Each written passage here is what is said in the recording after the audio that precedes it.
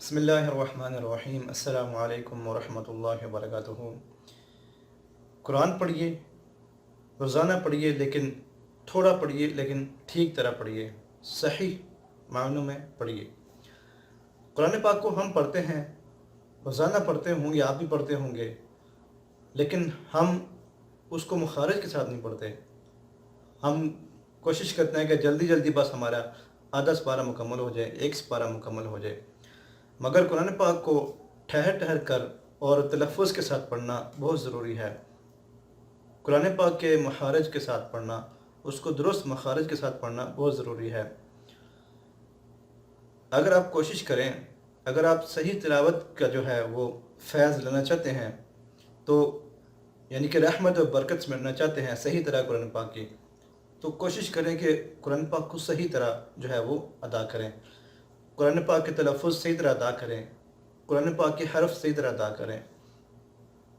اب ہم لوگوں نے قرآن پاک پڑھا ہوتا ہے، ہم پڑھتے بھی ہوں گے، روزانہ پڑھتے ہیں، لیکن ہمارے مخارج درست نہیں ہیں۔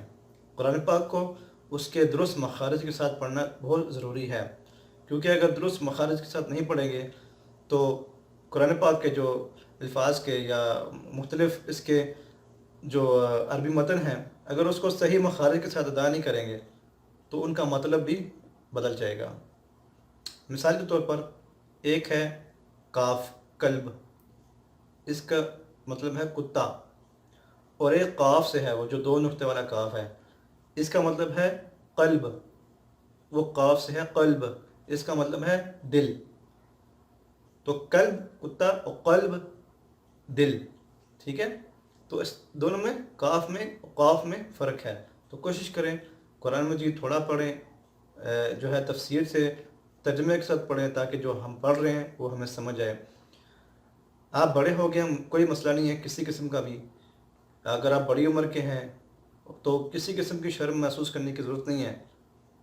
آن لائن بھی کلاسز قرآن پاک کی دی جاتی ہیں، اور اگر آپ کے محلہ میں، آپ کے شہر میں بھی کوئی نہ کوئی کلاس، کوئی مدرسہ ہوگا، کوئی مسجد میں قاری سے سیکھ لیں، اس میں کوئی شرم نہیں ہے۔ اور جن کو قرآن پاک نہیں آتا وہ بھی سیکھ لیں، کوئی اس میں شرم نہیں ہے۔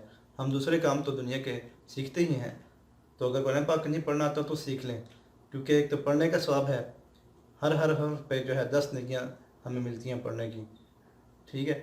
تو اس لیے قرآن پاک جتنا بھی پڑھیں اس کو صحیح طرح پڑھیں، بے شک تھوڑا پڑھیں، آدھا سپارہ پڑھیں، پونا پڑھیں، ایک سپارہ پڑھیں، ربع پڑھیں، لیکن اس کو صحیح طرح مخارج کے ساتھ پڑھیں، اس سے زیادہ آپ کو برکات جو ہے اس کی حاصل ہوں گی۔ تو اللہ تعالیٰ سے دعا ہے کہ اللہ تعالیٰ ہمیں روزانہ قرآن پاک کی تلاوت کرنے کی توفیق دے اور قرآن پاک پر عمل کرنے کی توفیق عطا فرمائے۔ السلام علیکم ورحمۃ اللہ وبرکاتہ۔